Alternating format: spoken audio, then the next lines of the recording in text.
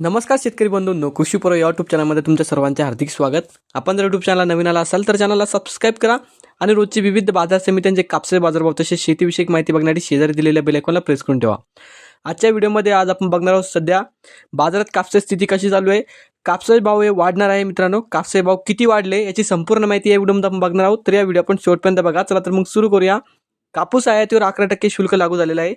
दरात सुधारणा, CCIच्या खरेदीतही वाढ. कापूस आयातीवर गुरुवारपासून म्हणजे 11% शुल्क लागू झाले आहे. याचा आधार बाजाराला मिळाला असून काही ठिकाणी कापसाच्या दरात 100 ते 200 रुपयापर्यंत सुधारणा झाली आहे. कापसाचा प्रति क्विंटल 7,700 ते 8,000 रुपयापर्यंत दर मिळत आहे. दर किमान 8 ते 9% सुधारणा होऊ शकते. शेतकऱ्यांकडे आता कमी कापूस शिल्लक आहे. CCI जास्त जास्त आहे.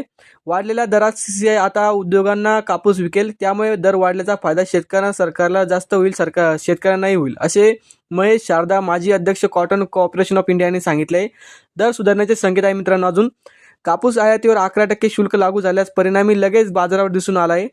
देशातील बहुतांश बाजारात आज कापूस दरात 100 ते 200 रुपयापर्यंत सुधारणा झाली आहे. कापसाचा सरासरी भाव 7,700 ते 8,000 रुपयाच्या दरम्यान पोहोचला आहे. पुढील काळात कापसाच्या दरात सुधारणा आणखी होण्याची शक्यता आहे.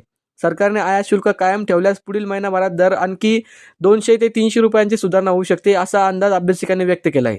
तर याचाच फायदा आज शेतकऱ्यांना होणार आहे मित्रांनो.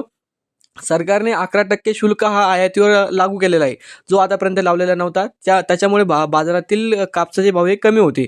आता बाजारातील कापसाचे भाव वाढणार आहे मित्रांनो. अजूनही कापसाचे भाव वाढू शकतात. सध्या बाजारात कापसाचे भाव वाढलेले आहे. तर अशाच प्रकारची माहिती मित्रांनो. हा व्हिडिओ तुम्हाला आवडला तर व्हिडिओ लाईक करा. यूट्यूब चॅनलला तुम्ही नवीन असाल तर चॅनलला सबस्क्राईब करा. धन्यवाद.